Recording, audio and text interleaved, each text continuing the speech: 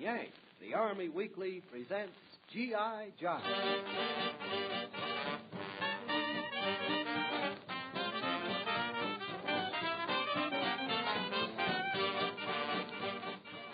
Here it is, fellas, the music you asked for. G.I. Jive, the AEF jukebox of the air. To get what you want in jazz, right. The only address you need is Yank, the Army Weekly, USA. It's your newspaper by and for enlisted men. Just put your requests in, and out will come your favorite bands and singing stars.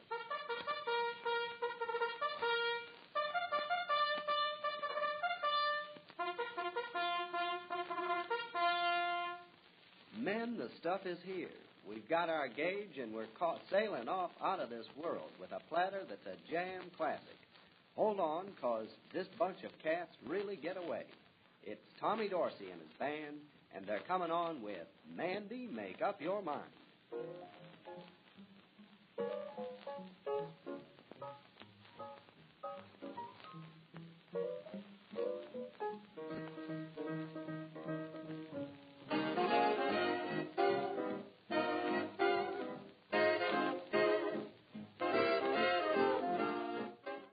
And the reason I'm down here in beautiful Jamestown, it's actually the third time I've been here in a few years, is because the Collings Foundation, and in particular their B-24 Liberator, is here, and I never miss an opportunity to get more pictures, video of it. I've been for a couple of rides on it. I talk to people who know the plane, know the history of the B-24, and all of that is in service of family history research. A great uncle, technically a great uncle-in-law, but I've claimed him for my side of the family. And quite unusual because you have a situation where the plane was shot down, most of the crew was lost, the plane completely destroyed, but two crew members miraculously survived and wrote letters detailing the final moments of that flight because they wanted Tom's mother to know the truth. He was officially missing in action, but they wanted her to know, not to hold out false hope. So were they shot down by any aircraft, a pilot? That's correct. It was flak, anti-aircraft guns over northern Greece. And it was the one and only time that the 45th Bomb Group went due east over to Greece, which was still occupied by the Nazis at the time. Weeks later, the Germans withdrew. But all their other missions were basically north into southern Europe and the industrial targets, oil refineries, train yards. But this one was over to Greece. It was billed at the briefing apparently as a milk run, no opposition in particular expected, and it turned out it was one of the heaviest flak barrages they'd encountered, and a couple of the 45th planes were knocked down. One, sadly, was Tom's.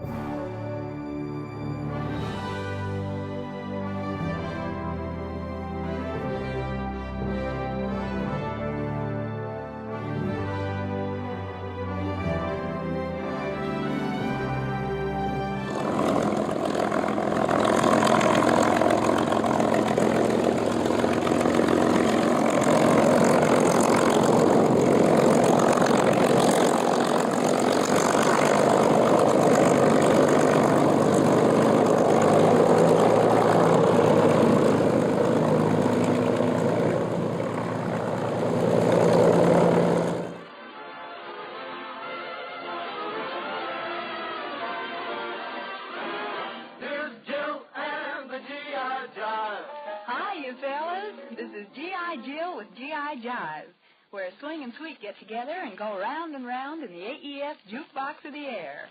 And as far as bands go, we've got just about the finest lineup in the world. There's Glenn Miller, Benny Goodman, Harry James, and Lionel Hampton, which just goes to prove that you men really know what's good in music on account of these records are played at your request.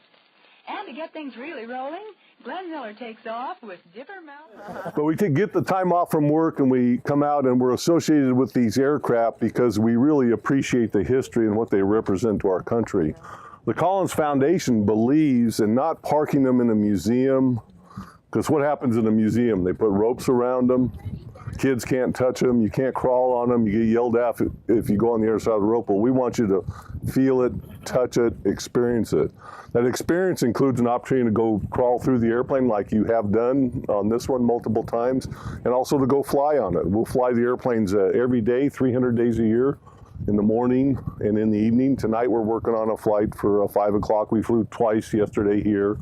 As you know, the P-51 Mustang flew 3 times, the B-25 has flown once. So this airplane, from a history perspective, is pretty significant. It's the most produced airplane in U.S. military history, the B-24.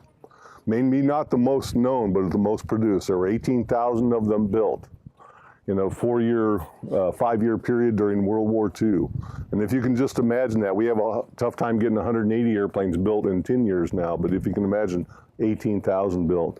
That combined with the B-17 was 30,000 heavy bombers. What was the idea? Back in 1939, when this airplane first flew, this would be like you walking out and standing next to a 747. That's how gargantuan it looked at the time. State-of-the-art technology doesn't look like state-of-the-art technology now, does it? But at the time, it was. The B-17 first flew in about 1935. That's when its design kind of got locked in. This airplane first flew in 1939, and that's when its basic design got locked in. The difference was pretty significant. Both airplanes have almost identical horsepower, 4,800 horsepower on all 4 of these engines. The B-24, however, goes about 30 miles an hour faster, higher, with double the bomb load. So how can you do that on the same engine size? Well, it has to do with this wing. Not this fuselage. The body of the airplane's pretty ugly, isn't it? It's pretty purpose-built, looks like a box. You know, it's got a face only a mother would love, and it flies like that too. But this wing, if you look at it and look past the engines, you're going to see a very long elliptical wing. It was called the Davis wing, much like a glider or a sailplane or a seagull or a soaring bird and something like that. And that was a revolution at the time. That allowed the airplane to go higher, faster, and better fuel mileage. Did they fly off the B-17 versus the B-24 and see which one was better? No, not in the war years. What were we worried about then? How many can we build? So they turned to Consolidate and said, how many can you build? How fast can you do it? Boeing, same thing. And if you're building refrigerators, you are now in the airplane building business. If you're building cars, you are now in the airplane building business.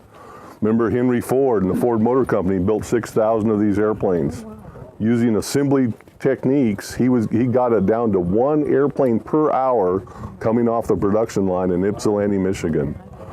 You know, 1 airplane per hour. Now, who built this airplane? Women. Okay, women built it. Women and men, but women also, all over the workforce, because at the time, the men were sent to the combat roles, and we won the war for lots of reasons, but one of it was how much war material and aircraft and stuff we were able to put together. In Ypsilanti, Michigan, that big factory that they built, well, Henry Ford didn't like the tax deal that he got from the adjacent county, so he built that building to come up and then do a right 90-degree turn so it wouldn't go on into that county and went that way. And he built this huge turntable, which was a revolution at the time, to take this airplane assembly line and turn it 90 degrees so he wouldn't have to go on the other side of that county line and pay the taxes that county was demanding from him. So kind of an interesting thing. This was a bomber, meaning go at altitude and drop bombs. What was the theory? You have to go back to World War I. If you remember World War I, it was a stalemate situation in France and Germany. men dug in the foxholes. It just seemed brutal. The machine gun had been invented, and it just seemed like it was a terrible tragedy and loss of life. And the airmen came back from World War I and say, there's got to be a different way. So in the 20s and 30s, the theory of strategic campaigns or strategic air bombing came into vogue. And the idea was we can make the ground battle unnecessary if we can pick apart an enemy's strategic resources.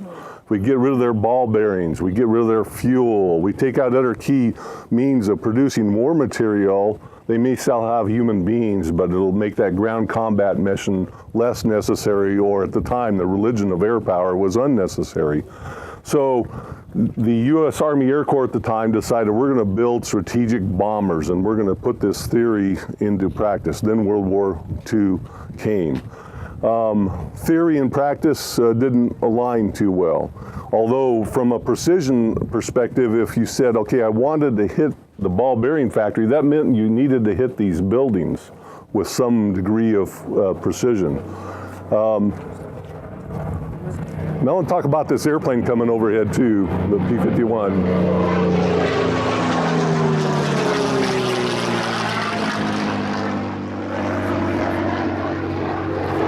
And if you want to go flying on that, that's somebody getting their bucket list checked off right now. And you can fly with me this afternoon. That engine sound is beautiful, isn't it? It's a Rolls-Royce V12 Merlin, little short exhaust stacks. That's why it sounds like that, water-cooled, or not water-cooled, but liquid-cooled. If you were a bomber and pilot, and I'll just fast forward to talk about that airplane. If you were a bomber and pilot in World War II, you fell in love with that airplane. Because before that time, we sent these mass formations of bombers. Now think of this. We're looking at this airplane. It's a 70-year-old airplane. Who was flying it? Gunners, 17, 18, 19 years old. Pilots, 20, 21. If you were 24, you were the old man in the squadron. You were the gray-haired, they called you grandpa or something like that. So these were young boys who became men, unfortunately, quickly because of the war. As we put them in over Germany in the daylight to use this Norden bomb site, which is up here, which was our top secret at the time, because we thought it could give us some degree of better precision from 20,000 feet dropping. The problem was these large formations of bombers would go towards Germany. Their fighters that were protecting them could only go so far, and they had to peel off. Well, what do you think the Germans did? As soon as the protective fighters pulled away and returned to England because they were short of fuel, that's when the German fighters would swarm.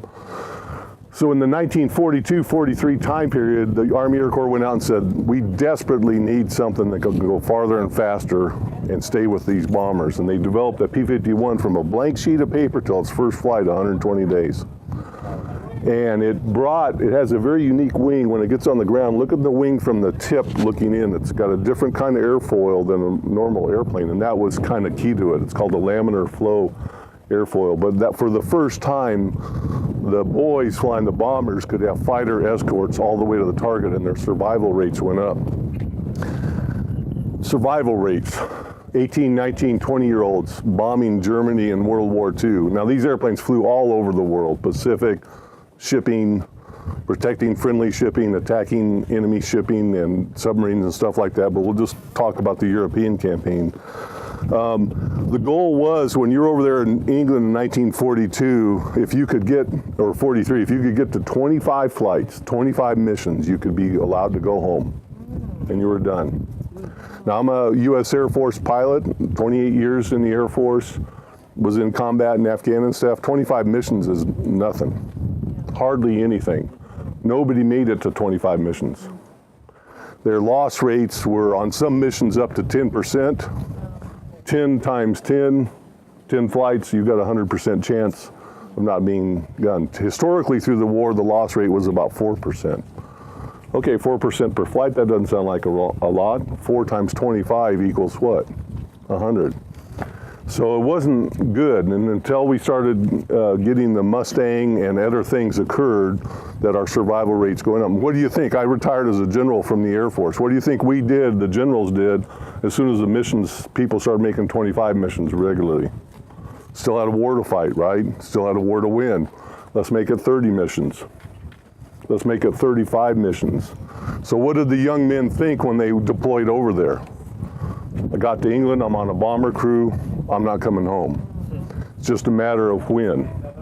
Who you went to breakfast with wasn't who you ate dinner with that night in many cases. Let's look at the Mustang coming by.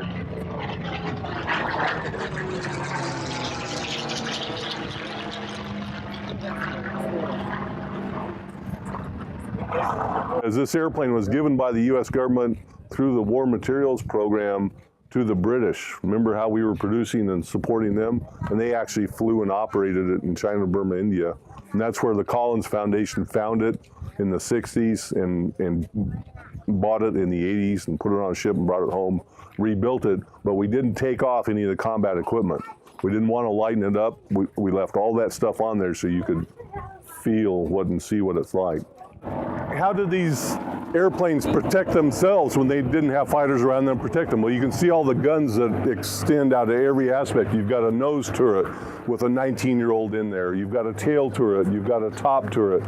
You've got one on the bottom that's actually retracted on this airplane that would extend, and then you got those waist guns. That's one thing. They're shooting and trying to protect themselves, but also not shoot down themselves. You know, take your machine gun and rock it through your tail. Or how about your wingman next to you, and you're 19 years old and you're 20 years old and you're nervous and it's the first time in combat. It's minus 25 degrees at altitude. Those big windows that look nice, well, can you imagine at 25,000 feet over Germany? That's minus 20, minus 30 at those altitudes. Frostbite was a huge problem for them. They had electrically heated big leather flight suits and stuff. How do you think those worked? You know, pretty good in some cases, pretty good in not in other cases. Flying the airplane. So you're looking at a gray-haired pilot that's been flying for 45 years. The other pilot that I'm flying the airplane with, ditto. Between us, we have 30,000 flight hours. We walk around like we're big and bad because we're flying the only remaining B-24. But what are we doing? T-shirts, shorts, taking off out of Jamestown, flying around 1,000 feet, looking at the lake. Isn't this beautiful? Power back, cruising, nobody else around us. Nice, easy day. Yeah. And we've got all that experience we're bringing to bear.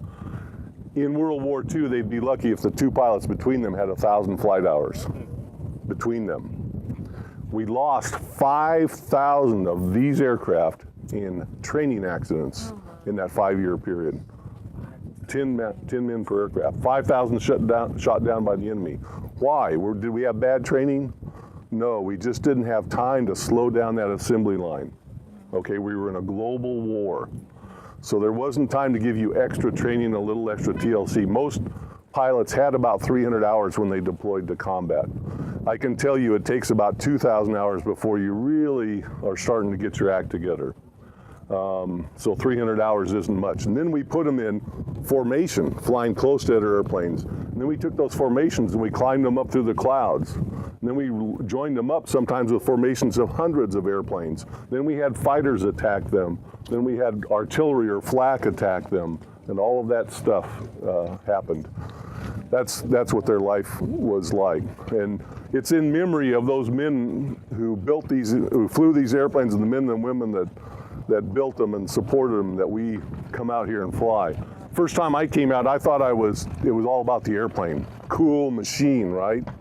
The second day out, and it was in Pennsylvania for me, the first I ever came out doing this, a young man walked up to me and he was wearing his dad's flight suit and he greeted me and we started talking and stuff. He took a piece of paper out of his pocket and he opened it up and he put this little black thing in my palm of my hand, and it was a piece of metal, a metal shard from an anti-aircraft shell that had gone through his dad's airplane and injured his dad and got him a Purple Heart. And it was at that point that I realized that it wasn't the airplanes that made the history, it was the men who flew them. And this thing does not have armor. You hear that? That sounds like a Coke can.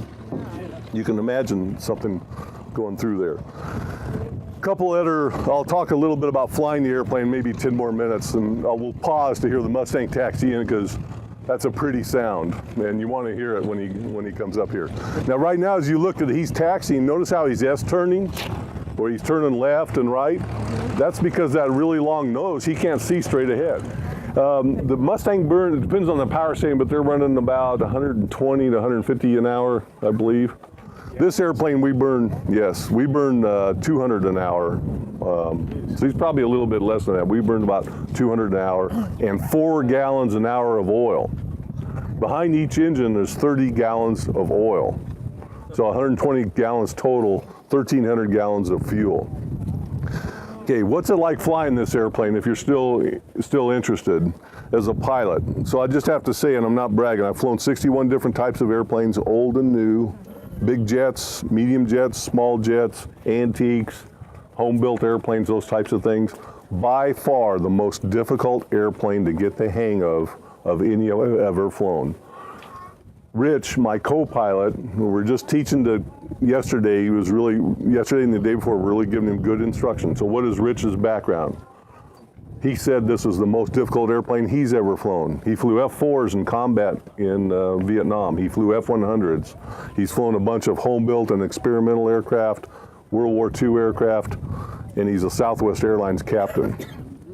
Okay, and just getting to the end of the runway, he got out to the end of the runway and was like, relax. And that's not Rich. Rich is an excellent pilot. Taxiing this airplane, maneuvering it on the ground is what's hard. It's got the weirdest brakes. If you can take a big old semi-truck brakes and the most sensitive brakes in a car that you've ever used, times 20. But you're using these big muscles on your legs to steer it on the ground, but you've got to have a little ballerina toe on the brakes. And it is the weirdest combination of things, and it makes it extremely difficult. In the air, it's extremely heavy. I would relate it to driving a semi-truck with no power steering. And when we get our check rides and they simulate, we take 2 engines and we bring them back and simulate that they failed, so we reduce all their thrust. Then you're driving a semi-truck with no power steering, with all the tires out on one side and trying to go straight. That's how much muscle it requires. And they used to say the B-24 pilots, you could pick them out in a bar because their left arm was a huge bicep and stuff. That's how they put me in it. They said, okay, 6'5", 230, you're going to B-24, you know. Okay, let me answer any questions that you may have. Well, first let me ask you something. Has anybody got a family member connected to the B-24 airplane in their history?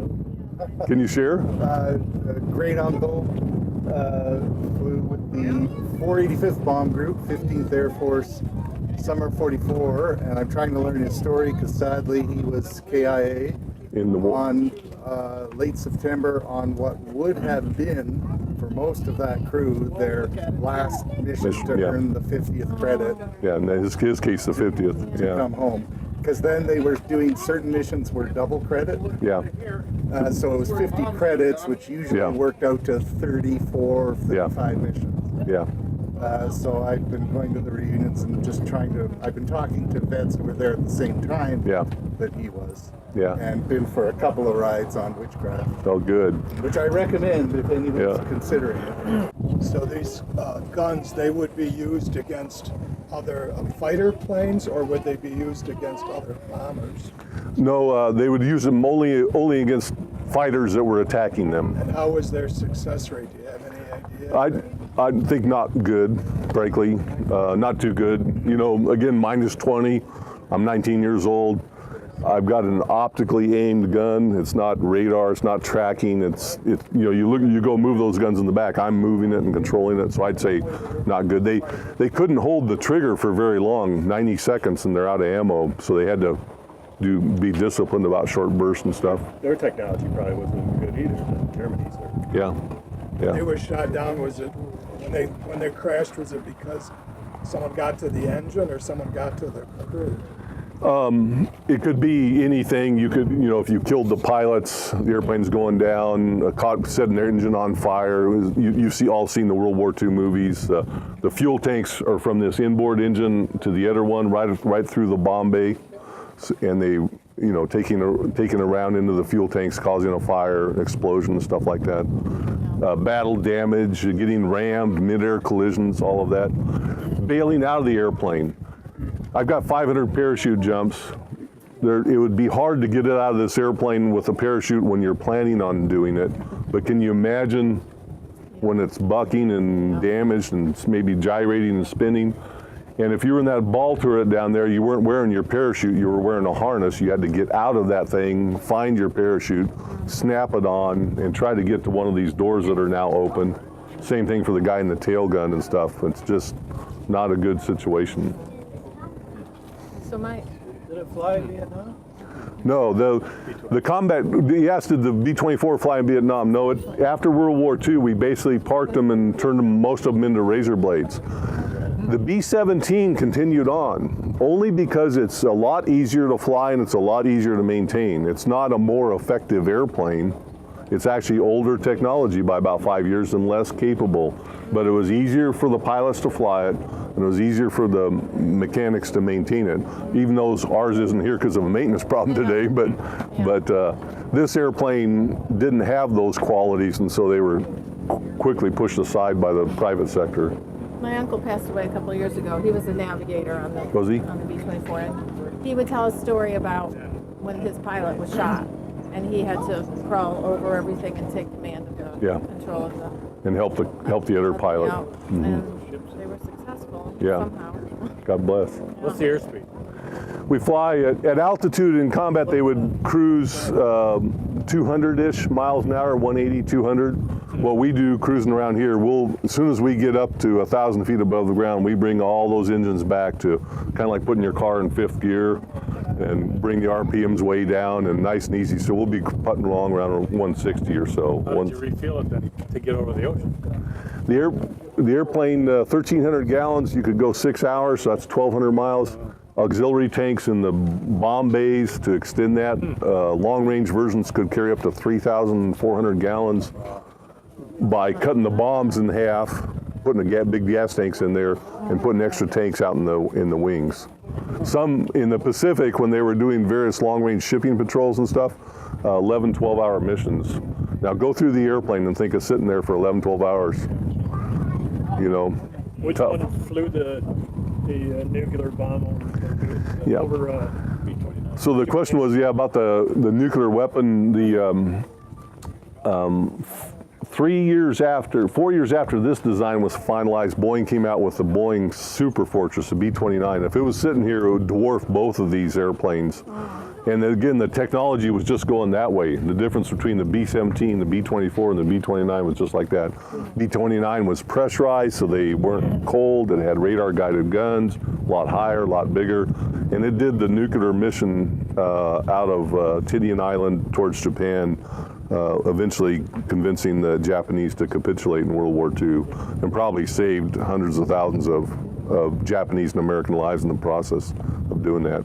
My dad was on an aircraft carrier in World War II in the Navy, and he said some of these planes would land on their ship, and they were on fire when they land, and they had to push them into the sea. Yeah, get them clear the deck. And he said a lot of times the pilots were alive in there, and they had to push them off anyways because they would blow up the whole ship if they didn't push them off. So he said it was a horrible thing. Couldn't get over it, but they had to do it. Well, you guys, thank you for coming out today and supporting us. And I'll stay up here if you have a personal question you'd like to ask or something, and come on up and do that, okay? Thank you so much. You're welcome.